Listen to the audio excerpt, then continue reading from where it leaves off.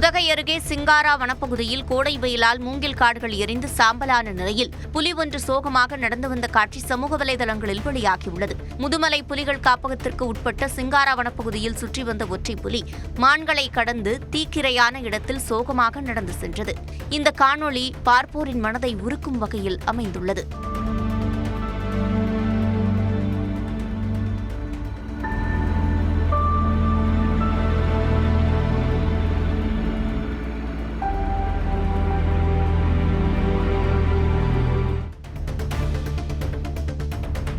தொழிலாளர் தினத்தை முன்னிட்டு நாகப்பட்டினம் மாவட்டத்தில் நாளை அனைத்து மதுபான கடைகள் மற்றும் மதுபான கூடங்கள் முழுமையாக மூடப்பட வேண்டும் என மாவட்ட ஆட்சியர் ஆகாஷ் தெரிவித்துள்ளார்.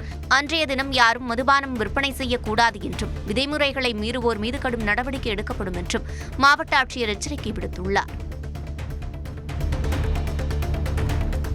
மீன்பிடி தடை காலத்தை பயன்படுத்தி ராமநாதபுரம் ராம்நகர் பகுதியில் அழுகிய மீன்களை விற்பனை செய்த கடைகளில் உணவு பாதுகாப்புத்துறை அதிகாரிகள் சோதனை நடத்தினர்.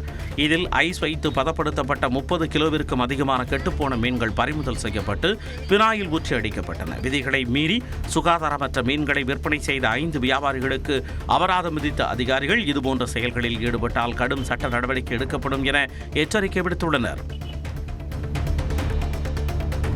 பெரம்பலூரில் வாக்கு எண்ணும் பணியில் ஈடுபடவுள்ள அலுவலர்களுக்கான முதற்கட்ட பயிற்சி வகுப்பு நடைபெற்றது. இதில் வாக்கு எண்ணிக்கை தொடங்கும் நேரம், கட்டுப்பாட்டு கருவியில் எவ்வாறு வாக்குகளை கணக்கிட வேண்டும், அவ்வாறு கணக்கிடப்பட்ட வாக்குகளை எந்தெந்த வடிவத்தில் பூர்த்தி செய்ய வேண்டும் என்பது உள்ளிட்ட பல்வேறு தகவல்கள் குறித்து விளக்கம் அளிக்கப்பட்டது. இந்த பயிற்சி வகுப்பில் வாக்கு எண்ணும் மேற்பார்வையாளர்கள், உதவியாளர்கள் மற்றும் நுண் பார்வையாளர்கள் என 102 பேர் கலந்து கொண்டனர்.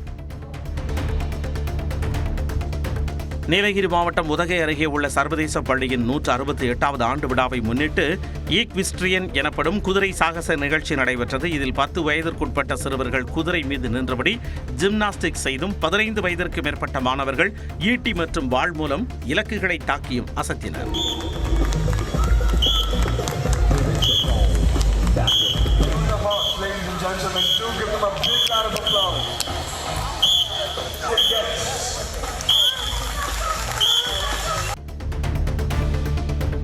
சிவகங்கை மாவட்டம் சிங்கம்புணரி அருகே பிரான்மலை திருக்கொடுங்குன்றநாதர் கோயில் சித்திரை தேரோட்டம் வெகு விமர்சையாக நடைபெற்றது.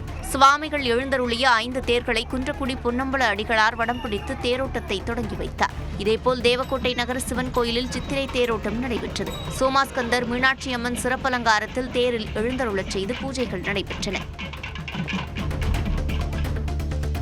தூத்துக்குடி மாவட்டம் கோவில்பட்டியில் கோடைகால ஹாக்கி போட்டி தொடங்கியது. கோவில்பட்டி வஉசி அரசு ஆண்கள் மேல்நிலைப்பள்ளி மைதானத்தில் ராஜீவ்காந்தி விளையாட்டுக் கழகம் சார்பில் 29வது ஆண்டுகால ஹாக்கி பயிற்சி முகாம் நடைபெற்று வருகிறது.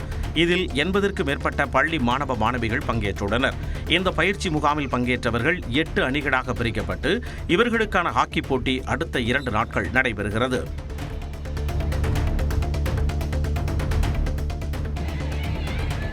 மதுரை மாவட்டம் சோழவந்தான் அருகே உள்ள அகிலாண்டேஸ்வரி அம்மன் கோவில் சித்திரை திருவிழா தேரோட்டம் சிறப்பாக நடைபெற்றது. பெண்கள் மட்டுமே பங்கேற்று 2 தேர்களையும் வடம் பிடித்து இழுத்தனர். ஆயிரக்கணக்கான பெண் பக்தர்கள் பக்தி பாடல்கள் ஒலிக்க நடனமாடி உற்சாகமாக தேர் இழுத்தனர்.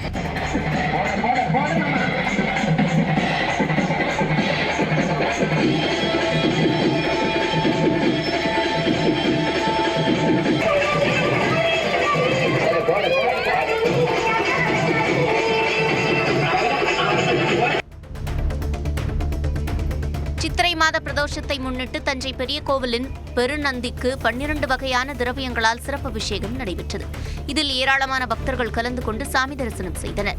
இதேபோல் வேலூர் கோட்டையில் உள்ள ஜலகண்டீஸ்வரர் ஆலயத்தில் பிரதோஷத்தை முன்னிட்டு பக்தர்கள் அரோகரா முழக்கங்களுடன் நந்தி பகவானை தரிசனம் செய்தனர். நந்தி பகவானுக்கு பால், தயிர் உள்ளிட்ட பல்வேறு வகையான பொருட்களை கொண்டு சிறப்பு அபிஷேகம் செய்யப்பட்டது.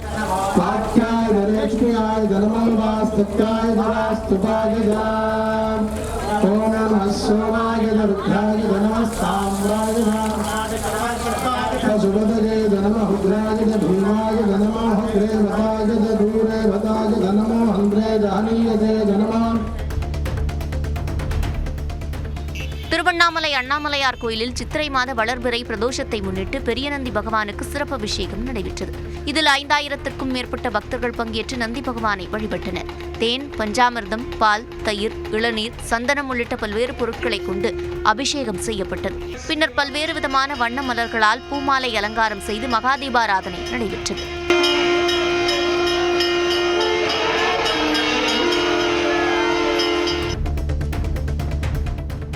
ஈரோட்டில் வீட்டின் கழிவறைக்குள் பதுங்கியிருந்த கண்ணாடி விரியன் பாம்பு பாதுகாப்பாக பிடிக்கப்பட்டது. நாகராஜ் என்பவரின் வீட்டிற்குள் நள்ளிரவில் சுமார் 6 அடி நீளம் கொண்ட பாம்பு புகுந்துள்ளது. இதுகுறித்து அக்கம் பக்கத்தினர் உதவியுடன் பாம்பு பிடி வீரருக்கு தகவல் தெரிவிக்கப்பட்ட நிலையில் அவர் வந்து பிரத்யேக கருவியின் உதவியுடன் பாம்பை பிடித்தார்.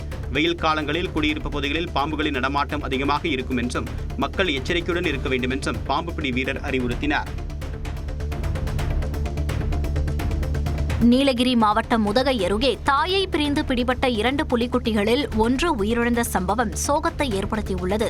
சோனாடா கிராமத்தில் 3 நாட்களுக்கு முன்பு 2 புலிக்குட்டிகள் தென்பட்டன.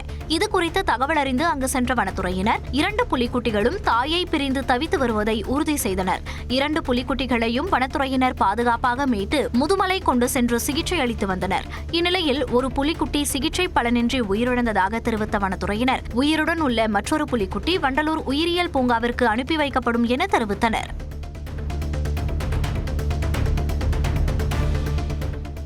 திண்டுக்கல் மாவட்டம் கொடைக்கானல் மலைப்பகுதியில் மழைப்பொழிவு குறைந்ததால் குடிநீர் ஆதாரங்களில் நீர்மட்டம் கடுமையாக குறைந்து தண்ணீர் தட்டுப்பாடு ஏற்படும் அபாயம் நிலவுகிறது. கடந்த சில வாரங்களாக மழை இல்லாததால் மனோரத்தினம் நீர்த்தேக்கு மற்றும் மண் அணை போன்றவை வறண்டு போய் மணல் மேடுகளாகவும் கற்கள் குவியலாகவும் காட்சியளிக்கின்றன. இதனால் வரும் நாட்களில் குடிநீர் விநியோகத்தில் தாமதம் ஏற்படும் சூழல் உருவாகியிருப்பதாக கூறப்படுகிறது.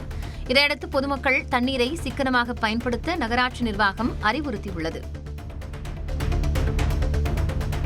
திருவண்ணாமலை மாவட்டம் ஆரணி அருகே விவசாய நிலத்தில் ஏற்பட்ட வெடி விபத்தில் விவசாயி படுகாயமடைந்தார். செட்டித்தாங்கலை சேர்ந்த விவசாயி ராஜா தன்னுடைய குடும்பத்துடன் நிலத்தில் வேலை செய்து கொண்டிருந்த போது அங்கிருந்த முட்டை வடிவிலான பொருளை எடுத்து பார்த்துள்ளார்.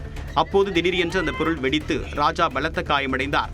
அவருடைய மகன் புவனேஷ் லேசான காயமடைந்தார். காட்டுப்பன்றிகளை விரட்ட வைத்த வெடி வெடித்திருக்கலாம் என்று கூறப்படக்கூடிய நிலையில் காவல்துறையினர் விசாரணை மேற்கொண்டு வருகின்றனர். மதுரை சித்திரை திருவிழாவின் முக்கிய நிகழ்வான கள்ளழகர் வைகை ஆற்றில் இறங்கும் வைபவத்தின் போது காலணிகளை வீசி அநாகரிகமாக செயல்படும் நபர்களை உடனடியாக கைது செய்ய உயர்நீதிமன்ற மதுரை கிளை உத்தரவிட்டுள்ளது.